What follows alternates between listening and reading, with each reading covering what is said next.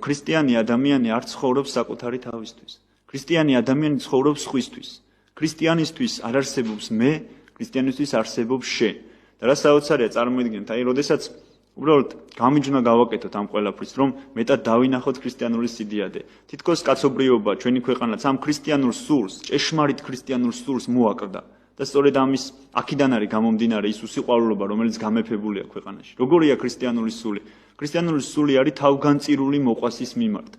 ჩვენ ხშირად მხოლოდ საკუთარი თავისთვის ცხოვრობთ, საკუთარი ეგოს დასაკმაყოფილებლად ცხოვრობთ და ფიქრობთ, რომ ჩვენი ცხოვრება მოვიწყოთ, ფიქრობთ, რომ რაღაცა განსაკუთრებული კომფორტი გქონდეს ცხოვრებაში. ის რომ ადამიანი ზრუნავს საკუთარი თავისთვის, ეს ჩვეულებრივია და ამაში დასაზრახი არაფერია. უბრალოდ ყველაზე მთავარი გვავიწყდება ადამიანი, ვინც არის ჩვენს გვერდით.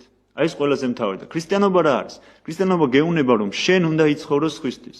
ანუ შენ შენი თავისთვის კი არ იცხოვრო, არამედ სხვა იცხოვრებს შენი ცხოვრებისათვის. რა საოცარია, წარმოიდგინეთ, ესე იგი მე ვცხოვრობ სხვისთვის, ის სხვა ცხოვრობს კიდევ სხვისთვის, ის სხვა ცხოვრობს ჩემთვის და წარმოიდგინეთ, იკრება როგორი წრე, რომ ყველა ზრუნავს ერთმანეთზე, ყველა ცხოვრობს ერთმანეთისთვის. ესე იგი აღარ არის შური, აღარ არის ბოროტება, აღარ არის ლანძღვა, აღარ არის ამპარტავნება, რა არის სიყვარული. და რა ჯობია იმ სივრცეს და იმ გარემოს, სადაც მხოლოდ სიყვარულია. მაგრამ ეს სიყვარული მიიღწევა იმ შემთხვევაში, როდესაც ადამიანები იწყებენ ფიქრს,